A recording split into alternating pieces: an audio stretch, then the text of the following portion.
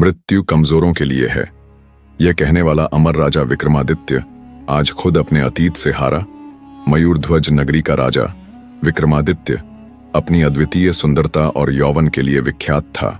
उसका महल स्वर्ण शिखर सूर्य के प्रकाश में सोने की तरह चमकता था, पर उसकी असली दौलत थी उसका अमर वाटिका, एक गुप्त उद्यान जहां दुर्लभ जड़ी बूटियां उगती थीं, जिनसे बना अमृत राजा को सदा युवा रखता था।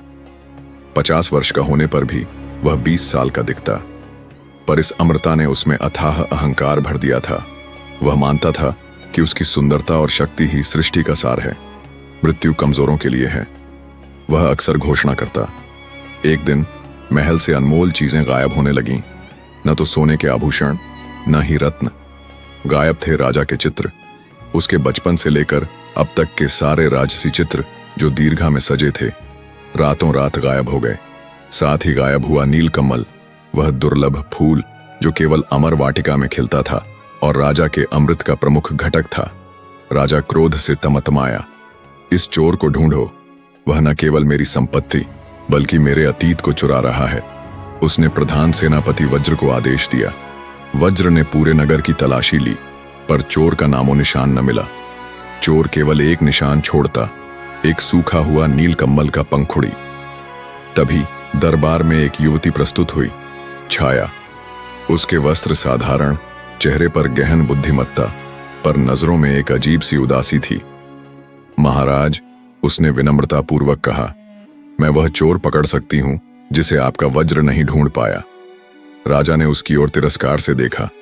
तुम, एक साधारण सी लड़की, क्या तुम्हारे पास कोई जादू है? नहीं महाराज, मेरे पास अवलोकन है। मैं वह देखती हूं जो दूसरों की आंखों से छिप जाता है। यह चोर कोई साधारण चोर नहीं, वह छवियों का भूखा है। वह सुंदरता को नहीं, उसके प्रतिबिंबों को चुराता है। राजा को उसकी बात में एक रहस्यमय आकर्षण लगा। उसने एक शर्त रखी, 7 दिन। अगर तुम चोर को पकड़ लो तो तुम्हें स्वर्ण से भरा घड़ा दूंगा, नहीं तो तुम्हें उसी अंधेरी कोठरी में सड़ना होगा जहां मैं चोर को डालूंगा। छाया ने शांत स्वर में कहा, शर्त मंजूर, परम सुंदर, पर मुझे एक शर्त है।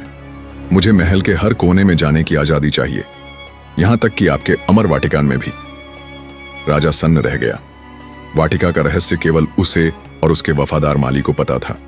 उसने संदेह से छाया को देखा, फिर हंसा। तथास्तु, देखते हैं तुम्हारी बुद्धि कहां तक पहुंचती है। बने रहें।